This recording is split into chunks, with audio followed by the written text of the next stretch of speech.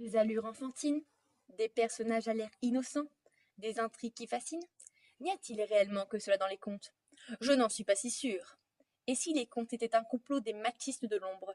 Et si les contes étaient l'œuvre des plans machiavéliques d'une confrérie visant à donner une mauvaise image de la femme à travers les âges? Et si Charles Perrault, les frères Grimm et Andersen n'étaient qu'une succession de représentants de cette confrérie? Un homme séquestrant ses femmes et les tuant si leur curiosité l'emporte? Une femme qui fait le ménage pendant que ses 7 compagnons de petite taille travaillent? Une femme qui se fait violer et tombe enceinte pendant son sommeil? Une femme qui, grâce à sa beauté, réussit à trouver un mari? Un père qui tombe amoureux de sa fille seulement parce qu'elle est belle? Une société où la beauté intérieure n'est valable que pour les hommes? Un royaume où si on ne possède que l'intelligence, on ne peut pas trouver de partenaire? Une histoire où il n'y a aucun souci à abandonner sa famille et ses rêves pour se marier tant qu'on est jolie? Rien ne vous semble suspect?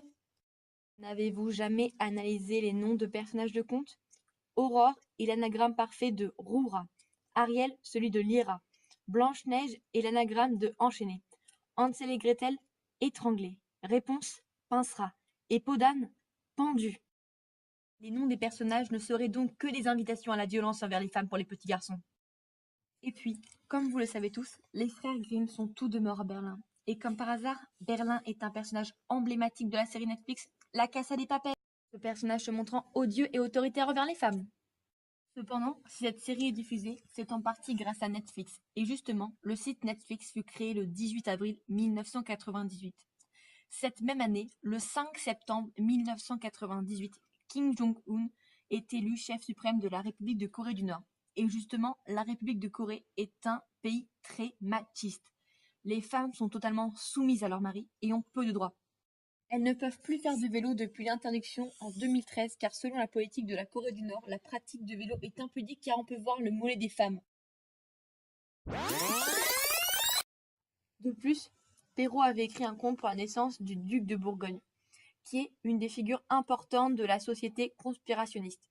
Sa femme, Marie-Adélaïde de Savoie, est née le 6 décembre 1685. Cette année débute par un samedi. L'un des anagrammes parfaits de samedi est amide. Et les amides sont des composés organiques du domaine de la physique-chimie. Et justement, l'un des premiers physiciens et des plus connus est sans nul doute Albert Einstein, né à Württemberg, dans le sud de l'Allemagne. Étant donné que notre confrérie est française et allemande, on en conclut donc que cette certaine Madame Adélaïde de Savoie en fait partie, mais également Einstein. De plus, voici le drapeau de Württemberg. En psychologie, le rouge symbolise la vigueur, la virilité, les tendances agressives, le besoin de conquête et le désir de passion. Et le noir désigne l'obscurité.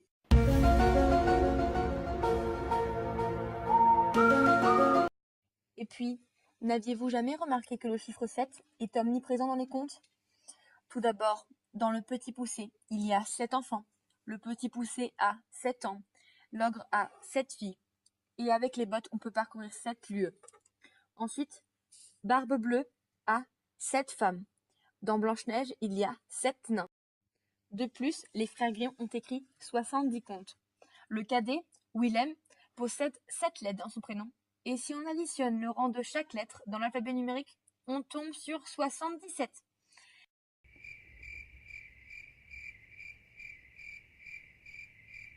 Et G, la première lettre de Grimm, est la 7e lettre de l'alphabet. Que des références au 7. Et comme par hasard, le 7 symbolise la virilité.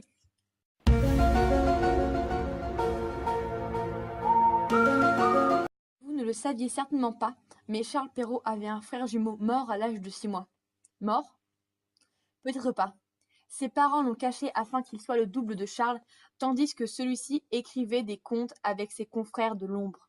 Il y a surtout un conte emblématique de cette confrérie, le Petit Chaperon Rouge. En effet, ce conte, perdurant en France depuis des siècles, n'a pas d'auteur certifié et connaît plusieurs versions. Une manière de brouiller les pistes sûrement. Et ce conte possède un sens caché, le viol parental. De plus, si l'on prend l'année de naissance de Charles Perrault, on a 1628. L'année de mort de Jacob Grimm, 1863. Et l'année de naissance de Wilhelm Grimm, on a 1786. Il y a donc 3 6 à 3 places différentes. 6, 6, 6. 666, le numéro du diable. Suspicieux, non? Comment ne pas se rendre à l'évidence? Des féministes disent même que c'est à cause des contes que des inégalités existent dans le monde. En même temps, des belles princesses qui ont besoin d'un beau prince pour venir les sauver, des histoires d'agression et de viol, sans parler des sens cachés. Vous ne verrez plus jamais les contes de la même manière maintenant.